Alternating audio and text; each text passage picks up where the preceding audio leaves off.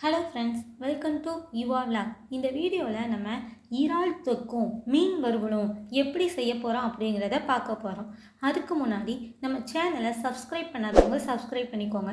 கூடவே பக்கத்தில் இருக்கிற பெல் ஐக்கானை கிளிக் பண்ணிக்கோங்க. நம்ம சேனலை சப்ஸ்கிரைப் பண்ணாமே நிறையா பேர் பார்த்துட்ருக்காங்க. ப்ளீஸ் சப்ஸ்கிரைப் பண்ணிக்கோங்க. அப்போனா தான் எங்களுக்கு அடுத்தடுத்த வீடியோ பண்ணுறதுக்கு மோட்டிவேஷனாக இருக்கும். வாங்க இப்போ நம்ம வீடியோக்குள்ளே போகலாம்.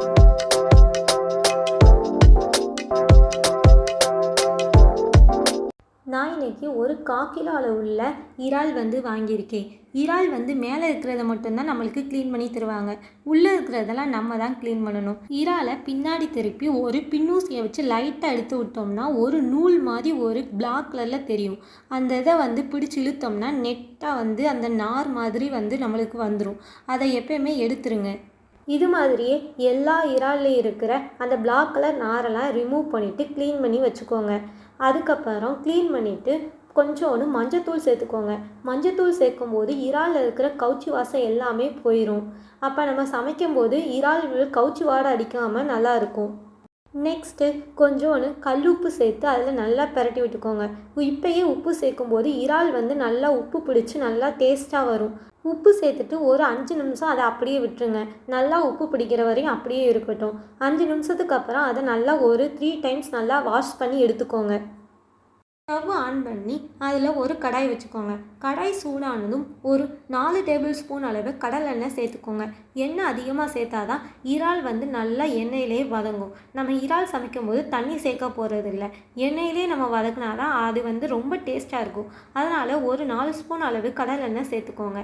எண்ணெய் சூடானதும் அதில் கடுகுளுந்தம் பருப்பு சேர்த்துக்கோங்க.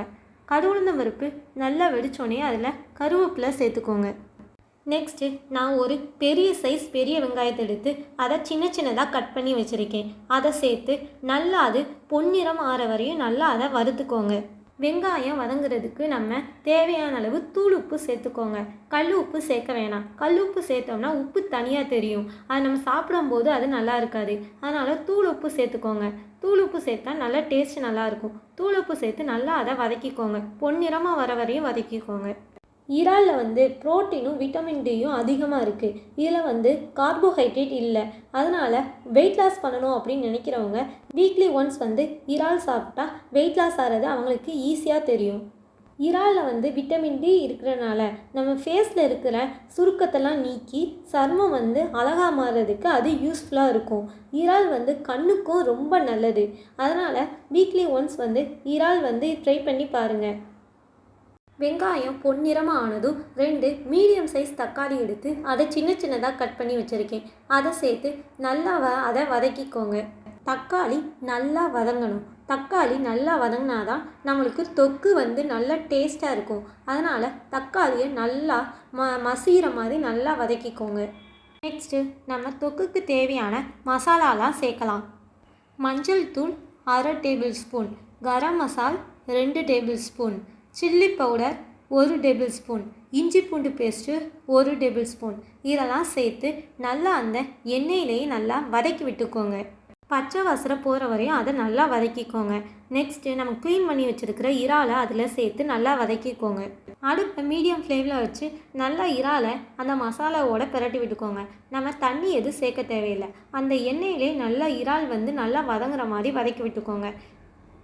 இறால் நல்லா சுருங்குற வரையும் அதை நல்லா வதக்கிக்கிறணும். Next pepper powder 2 tablespoon சேர்த்து நல்லா கிளறி விட்டுக்கோங்க. இந்த டைமில் உப்பு உரப்பெல்லாம் கரெக்டாக இருக்கான்னு டேஸ்ட் பண்ணி பார்த்துக்கிட்டு பத்தாததை சேர்த்துக்கோங்க. நெக்ஸ்ட்டு மூடி போட்டு ஒரு 10 நிமிஷம் அதை மீடியம் ஃப்ளேம்லேயே வச்சு வேக விடுங்க. 10 நிமிஷம் கழித்து பார்த்தோம்னா இறாலில் இருக்கிற தண்ணியெல்லாம் பிரிஞ்சு எண்ணெய் தனியாக பிரிஞ்சு நம்மளுக்கு நல்லா வெந்து வரும். இறால் நல்லா சுருங்கி வந்திருக்கும். இதுதான் கரெக்டான பக்குவம். இப்படி இறால் நல்லா சுருங்கி வந்தால் தான் அது வெந்திருக்குன்னு அர்த்தம்.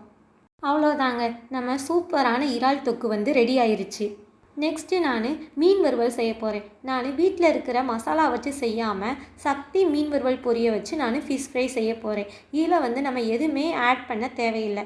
எல்லாமே அந்த ஒரே மசாலாவிலே இருக்கும். நம்ம எமர்ஜென்சி அப்படிங்கிறப்ப இந்த மசாலா யூஸ் பண்ணி ஃபிஷ் ஃப்ரை பண்ணலாம். இது ரொம்ப டேஸ்ட்டாக இருக்கும்.